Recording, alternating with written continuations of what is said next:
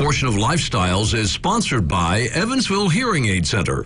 Our tri-state professional, Amanda Bennett of Evansville Hearing Aid Center, is back with us today. And of course, we're talking about hearing loss, but one of the things that we touch on sometimes is the impact hearing loss can have on relationships. Yes, absolutely. Because what happens is with hearing loss, if you can't hear, you start to isolate yourself and you will withdraw from certain situations. So, you won't interact with family like you used to. And sometimes people will even think it's like a sign of dementia or there's something else bigger going on besides hearing loss. Also, on the other side of that is somebody without the hearing loss, you'll stop talking to somebody because it's hard to communicate with them, and then you think they're not listening. So it's a strain on both parties, very much so. Well, it is a lot of work to really have to project to talk to someone with a hearing loss, and I can see why people would just kind of quit doing that. So what can we do if we are still the person with sound hearing? What can we do to help this family member or friend who's losing their hearing?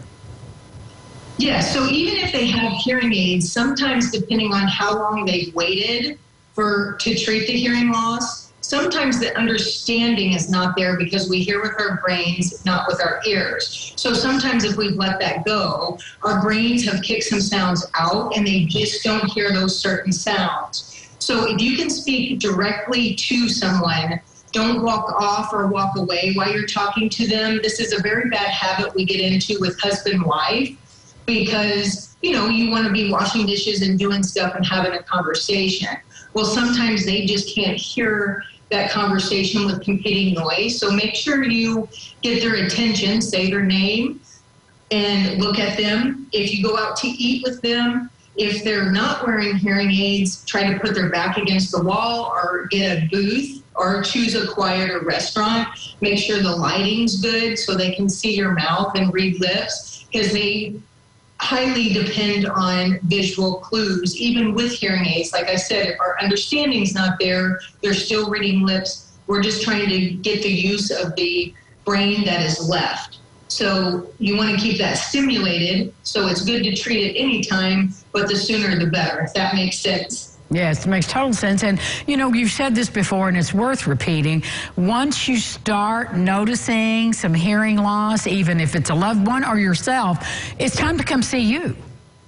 Yes, absolutely. And it's good to get a hearing test, after age 50 anyway, even if you have no hearing loss, but then yearly, so then we can see if it starts progressing, so then we can catch it earlier. The earlier, the better, the easier hearing aids are to wear. Sometimes if you let it progress for an extensive amount of time, hearing aids are very hard to get used to because your auditory system doesn't process sound the same, so they sound weird at first. For sure, the adjustment period is much longer if you went a longer time without treating. So yes, the earlier we do something, the better. So if we can catch it right at the beginning, that is a wonderful time to start.